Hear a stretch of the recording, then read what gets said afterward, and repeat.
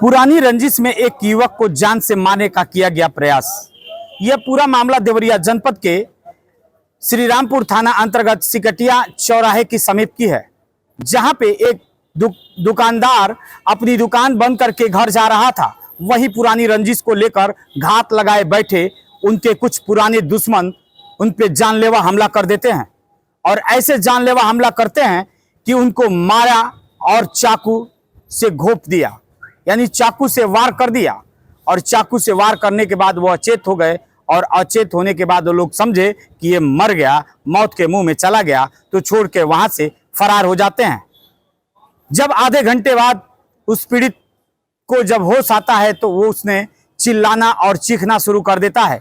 वहीं रास्ते से आने जाने वाले लोगों ने उस पर ध्यान नहीं देता है। तभी एक व्यक्ति का ध्यान जाता है, जिसने उसे बाहर निकालता है और इनके परिवार में फोन करता है। लेकिन अभी तक पीड़ित का कहना है कि पुलिस द्वारा कोई कार्रवाई नहीं की गई। देखना यह है, उत्तर प्रदेश सरकार लगातार कानून व्यवस्था को लेकर तमाम नया नियम कानून लागू किया है, लेकिन इसकी कोई भी भनक नहीं दिखाई दे रही है। ऐसे में पीड़ित लगातार उच्च अधिकारियों के न्याय की गुहार लगा रहा है। देखना यह है उत्तर प्रदेश सरकार के दिए निर्देशों का और देवरिया के उच्च अधिकारी इस पर कैसे सूद लेते हैं, या ऐसे ही पीड़ित दर दर की ठोकरें खाता रहेगा। ये कैसे क्या हुआ, कैसे चोट लगी और कौन सा विवाद था? 10 मई को शाम को 8 बजे मेरे दुकान पे कन्हैया कुमार गुप्ता, कृष्णा गुप्ता और मुकेश गुप्ता करीब 8 बजे शाम को मेरे दुकान पे आए और हमसे बोले कि अपने छोटे भाई को फ़ोन करके बुलाओ। मैं उनके बात को मान के अपने छोटे भाई को फ़ोन किया, बुलाया। जैसे ही वो आए तो रोड पे वो 5-6 आदमी ला के रखे थे, उनको मिला कर करीब 7 आदमी वो लोग थे। वो लोग मेरे भाई के कॉलर पकड़ करके मारने लगे। फिर मैं भी गुस्सा में, तो बवाल हुआ, वो लोग छोड़ के भाग गए। उसके बाद से हमने जाके FIR कराया था थाने पे, दरखास्त दे के। उसके सुबह वो लोग क्या किए, अपनी बहन को लगा करके मेरे भाई को जाके फंसा करके चले आए।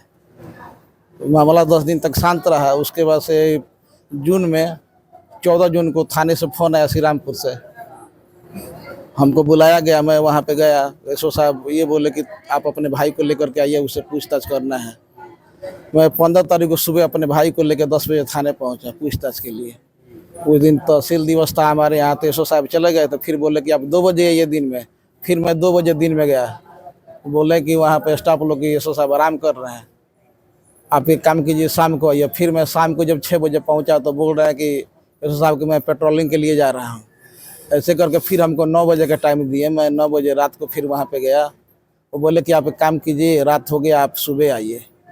हम पूछे सर कितने बजे आना है, वो बोले कि ठीक, आप सुबह 9 साढ़े 9 बजे करीब में आइए।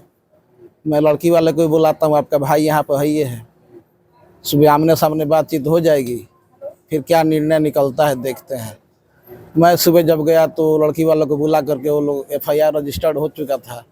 हाँ, और मेरे भाई कौन किया आपके साथ मारपीट? उसके बाद से जब मेरा भाई जेल चला गया, 16 मई को जब 16 जून को जब वो जेल चला गया, उसके बाद से मैं उसका जमानत करने के लिए दौड़ धूप रहा था।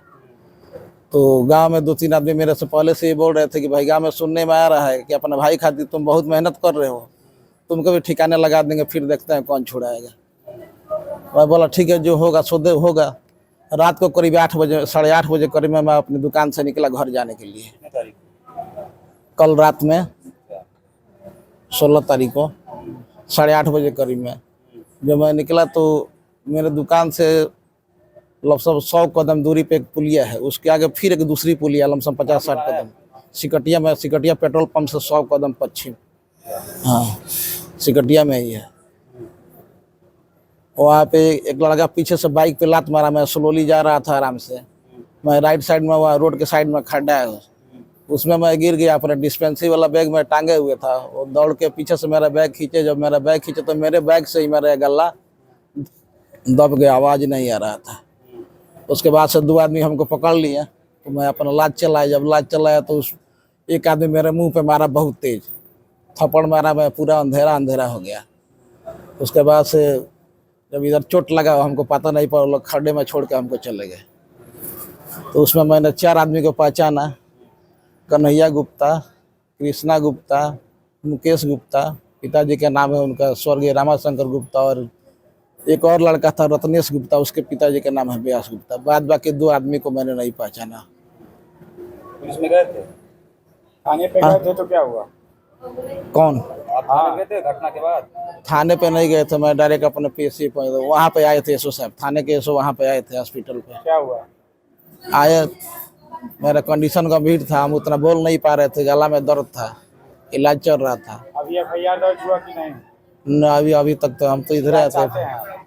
हम चाहते हैं कि एफआईआर दर्ज हो, और हम गरीब आदमी, हमारे आगे पीछे कोई है नहीं। क्या नाम है, कहाँ के रहने वाले हैं? हम ग्राम सिकटिया के रहने वाले हैं। मेरा नाम सतीश कुमार पासवान है। थाना कौन सा पड़ेगा? श्री रामपुर थाना पड़ता है मेरा। और किसी हथियार से भी वार हुआ है आप पे? जी, कैसे? चाकू लगा है। पाल 24 के लिए अजरेश कुमार देवरिया।